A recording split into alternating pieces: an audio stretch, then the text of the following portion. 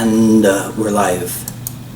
So some of you may have recognized the origin source for today's broadcast title as being Eleanor Roosevelt's quote, "Great minds discuss ideas, average minds discuss events, and small minds discuss people." We're going to turn that around and take a look first at the event itself, then at some of the people involved, and finally at an idea that we can extract from everything that's happened. Hello everyone, this is Dwight Woods, the Jeet Kune Rebel, and welcome to the I Love Jeet Kune broadcast number 88. This is the one about Jeet Kune ideas versus events versus people. So as you're logging in, if you'd be kind enough to say where you're logging in from, hit the like button and then continue to do so throughout the broadcast.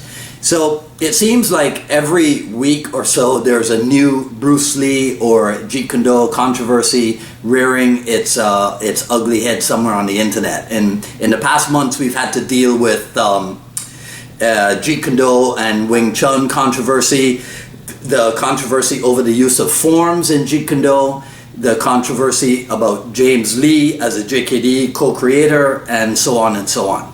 Over the past week, it's been the portrayal of Bruce Lee in Quentin Tarantino's new film, Once Upon a Time in Hollywood, in which he chose to do something that I don't think I've ever seen done in a movie before, and that is to portray Bruce Lee in less than a complimentary light. However, a few years ago, when he had Uma Thurman dressed in the Game of Death, the yellow and black tracksuit, right, in Kill Bill. And I seem to recall that everyone considered that to be Tarantino paying homage to Bruce Lee. In fact, if you watch the fight scene between the bride, the Uma Thurman character, the bride, and Vernita Green, the Vernita Green character, there's a headlock / choke sequence that is an almost exact duplicate of the Bruce Lee, Kareem Abdul-Jabbar headlock / choke sequence in Game of Death.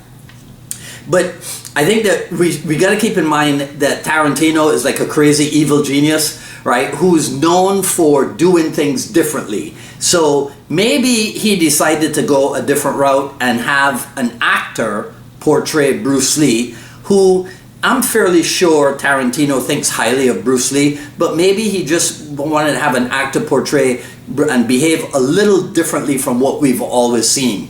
We know that Bruce Lee has been described as being cocky and self-assured, so is it a stretch to imagine that Tarantino took that fact, right? The fact that we know that Bruce Lee has been described as cocky and self-assured, right? Couple that with the report that frequently stuntmen repeatedly challenge Bruce Lee on the sets of his movies.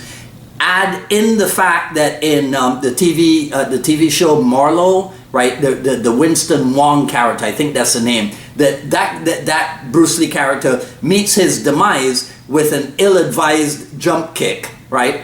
And then take all of that and throw in some off-color Cassius Clay and Joe Louis boxing references, right? Because Tarantino is mad. Okay? So he's known as a writer who, like, his characters talk a lot. They're fairly verbose. So could he have just as easily written the Bruce Lee character to explain what he means when he says, I'd cripple Cassius Clay, right? Maybe he could have written the script where Bruce Lee would say, yeah, I'd cripple Cassius Clay because I'd take his legs out from under him with a kick. I'd never tried to outbox a quality boxer like Cassius Clay, right? Tarantino could have gone that route with the script or what have you, but then that wouldn't be edgy, you see? And it may not have attracted as much attention as it has, which probably results in more sales, more movie tickets for his movie, right? And keep in mind that Hollywood has long prided itself on its ability to shock the public, right, into thinking things. So that's the event. Now let's move on to the people. I am not Bruce Lee's daughter. I am not Shannon Lee. If my life was about protecting my father's legacy, then anyone who made fun of him in any way is something that would probably upset me greatly, especially after my father worked so hard as a racial minority to gain a foothold in Hollywood of the 1960s. So if Tarantino constructs a 1960 period piece and shows my father behaving in a way that was uncharacteristic of him in real life, that's definitely something that could make me rise to my father's defense. I am also not Bruce Lee's goddaughter, Diana Lee Inosanto Baliki. I did not grow up around this guy who I thought was pretty cool and who I knew simply as Uncle Bruce, and then later in life came to realize that he was a legend and an icon. And then I went on to work in the same industry as my godfather. I held Quentin Tarantino in high regard as a filmmaking role model, only to have Tarantino take a cinematic swipe at one of my other heroes, Bruce Lee. Yes, that could rankle me, that could raise my indignation and prompt me to speak out in Bruce Lee's defense. As Dwight Woods, the Jeet Kune rebel, I can number myself among those who have spoken out in defense of Bruce Lee. So some of you may not be aware of this because it was 2 years ago. This very program, the I Love Jeet Kune broadcast, this was born out of an event in which this internet talk show slash comedian guy named Steven Crowder, he saw it fit to do a bit where he insulted Bruce Lee as being weak as a kitten, couldn't fight, didn't know anything, these are direct quotes, didn't know anything about martial arts, and was a compulsive liar. Well, I couldn't let that go unanswered, so I did a four-part, a little bit excessive, right, reply to his bit. And you can check it out if you want. It's over on the YouTube. It's not in the I Love Jeet Kune. I don't think it's in the I Love Jeet Kune channel. It's at my my old school channel, Miami Jeet Kune, over on the YouTube. So you can take a look at it there, right? So I get why people will speak out against this travesty in their own ways.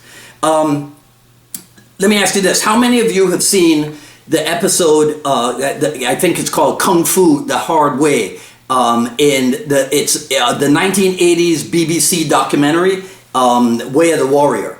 If you haven't seen it, then I suggest, again, go online, go to the YouTube and find it, right? Way of the Warrior, BBC documentary. I think it's episode 7, Kung Fu the Hard Way. If you have, then you might remember Sifu Dan Inosanto. He ends the segment on Jeet Kune with these words. He says, if you're secure in your knowledge, you don't have to hide it. Why hide it? You can just bring it out. And so we should speak out. We don't have to go, we don't have to make a call for the banning of Quentin Tarantino from movie making, and we don't have to call for a boycott of all his movies or what have you, because he's free to make whatever movie it is that he wants to make.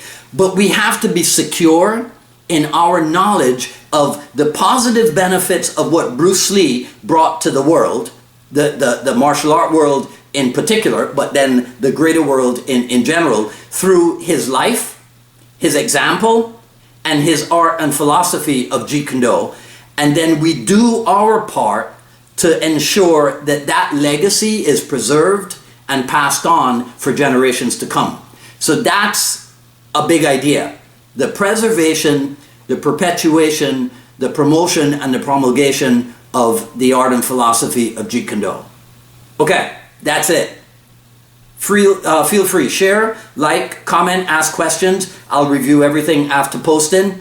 Sign up for notifications for when we go live here on. If you haven't joined the I Love Jeet Kune group, I don't know what you're waiting for, but go ahead and do that.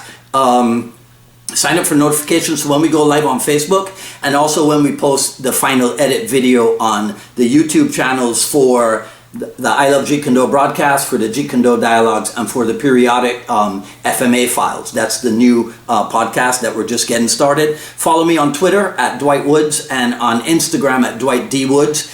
At ilovejeetkunዶ.com, the Quick Skills Series Volume 1 is available. Coming up Friday, August 9th, a return visit to the Jeet Kune Do dialogues. This will be episode 81 at 3 p.m. Eastern Time with Harinder Singh of JKD Athletic Association. So that's Friday, August 9th at 3 p.m. And then at 6 p.m., episode number 82 with Dino Orfanos of New York Martial Arts Academy. He's a Chris Kent representative in the New York area.